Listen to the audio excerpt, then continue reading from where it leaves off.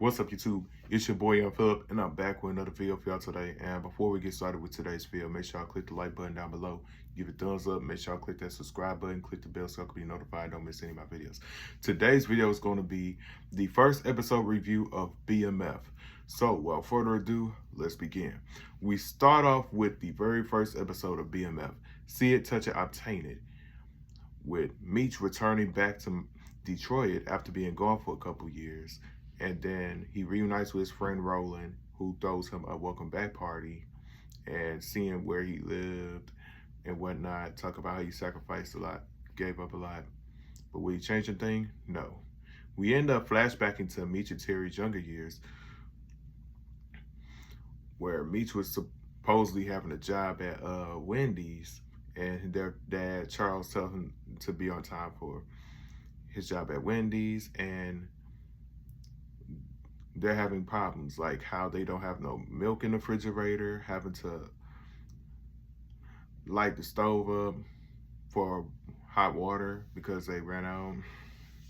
And then Meech and Terry stop at a little convenience store, and Terry's like, "Well, I knew y'all ass ain't working at no Wendy's." And then he's like, "Look, T, I'm trying to go clock some major dollars so we can stop sharing both milk and clothes." And Terry's like, "You going to the Rock House? I want to go with you." He's like, "Boy, hell no. I ain't dragging your Poindexter ass with me nowhere." And then they meet this guy named Pat, who's driving through, and Meech and Terry said the words to the name of the episode, See It, Touch It, Obtain It. And Terry tried to hustle his way into joining along with them, but just like how Meech turned him down, Pat turned him down too. Meech hopping in, they drive off, then stop, and then let Terry in. Now, we fast forward into 1980 something. Meech and Terry pull up to the Cobb Arena for a meeting with guys from the 12th Street after learning that they're approaching onto their territory. And Terry was the one that called the meeting there because the place is going to be filled with cops and metal detectors and such. And Terry had paid off a friend to help sneak a gun in. Then they end up going to the meeting, and J-Mo wants both Meech and Terry to fall back. But Meech was like, "Look, there's enough money for all of us if we just squash this dumb shit, if we pull our resources." And Slick was like, "We ain't into no negotiation. If we see y'all little sandbox boys again, it's going to be on the popping." And Terry pulls out his gun, and Meech was like, "Yo, put that away. We don't even need that shit. Them niggas ain't worth that shit." And he's like, "Since my super compassionate brother just had to pull out his gat, I'm going to let y'all have that. I'm going to let y'all have that little spot." And Terry's like, "What the fuck?" And then J-Mo's like, "As a token of my appreciation, I'm gonna look past all this dumb shit, but don't ever let this type of shit ever happen again. Otherwise, that genie ain't going back in his bottle. 12th Street, motherfucker." And Meech was like, 50 boys, motherfucker. And then back at home, Meech and Terry are arguing about the situation that just happened. Like, and Meech was like, "Popping off with guns ain't even UT. That's more so my lane. You almost fucked up what we made, almost what we had." And then, but the only thing that was on Meech's mind was for Terry to get the gun out the house. Then their mom came in there, but she didn't see the gun because Terry put it in the drawer before she even came in. And they about to have dinner, and then Charles tells Meech to take off the chain because he wants to look proper, wants him to look proper at the table. And then next thing you know, Nicole needs money for her little boblo trip, and the mama Lucille was like, "We'll talk about that later." And Meech was willing to pay for it. And Charles was like, "We're not taking your drug money." And then to change the subject to something that's less sensitive, Lucille wanted to know how Terry was doing in school and hoping he can try to provide for that new baby that's on the way. Then we meet Lamar Silas, crazy ass nigga alert. He goes to this Coney Island in search of a guy named Daniel, but end up finding out that he was relocated to a spot in Lincoln Park. And he ends up slamming the guy head into the counter when he refused to take the order that he requested for, and lets him know, like, "When you see Duca, you tell him Lamar Silas is back. And when I come back here, things better go back to the way it was." And then Meech go meet up with Pat, and Pat heard about what happened with Meech and the 12th Street dudes, and he reminds me, he's like, you don't move to the side for some motherfucker. You back their ass up. And then he tells him that Lamar Silas just got released and he wants him to like protect his shit at all costs, protect his own shit, like do whatever it takes to protect his own shit, and also lets him know about the party that he's about to have for his birthday.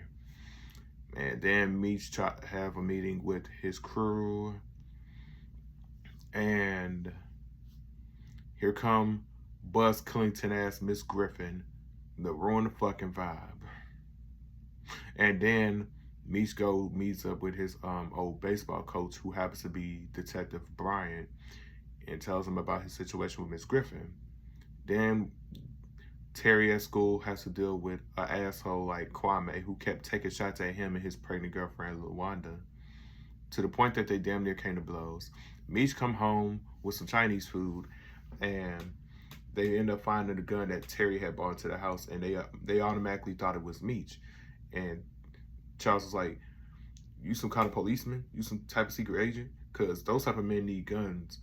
What kind of job you got that requires you to need a gun? He's like, nah, Lucille.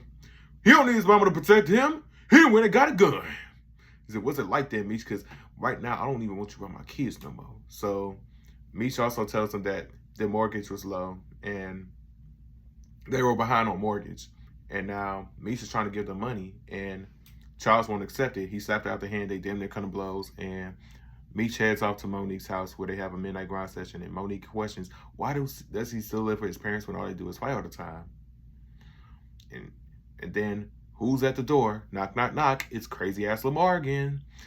And he's hoping to see Monique and Zoe, and Monique lets Lamar know that Zoe is not his, and Lamar had a gift for Zoe, and it was a little bracelet or a necklace, something like that. And then Lamar sits across the street waiting for, is just chilling, and then he sees Mo and Meech kissing each other, and he bumper checks Meech and was like, stay away from my bitch, next time I won't miss. And then we get the explanation about how things work and how Lamar ended up doing time in the mental hospital, and he only got out after doing 2 years. Then Lucille and Charles talk about this situation, about how they're going to try to overcome this and whatnot.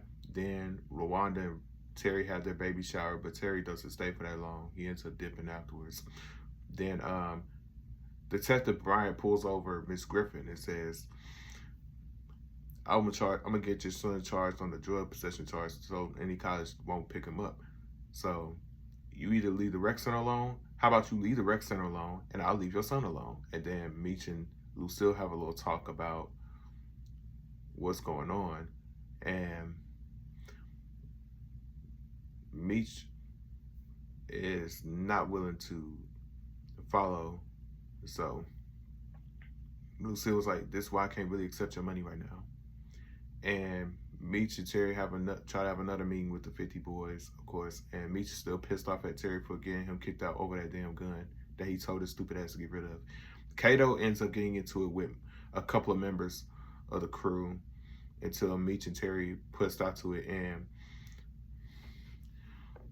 they try to come up with ways of how to like get things on and popping. So they start selling more and more and more, $50 of crack and shit, and they making a lot of money. And then it's like things is going really good for the 50 boys.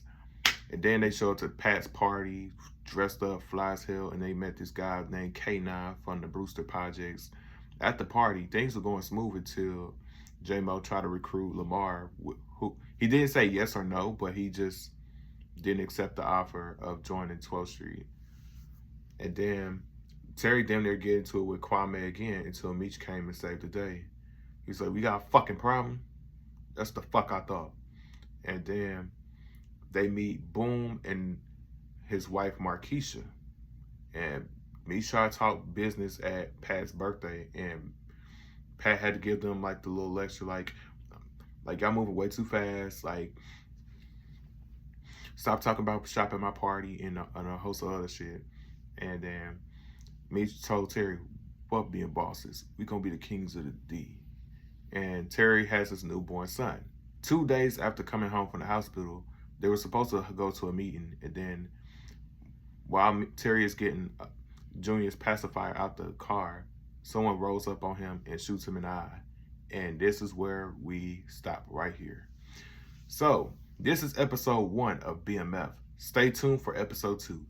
I'd like to say thank y'all for tuning into today's video. Make sure y'all click the like button down below. Let me know what was your favorite part of this first episode of BMF. But don't forget to add me on social media at YoungPhilip_00. That's Instagram, Snapchat, Right361005, and TikTok at YoungPhilip00. That being said, I'm out.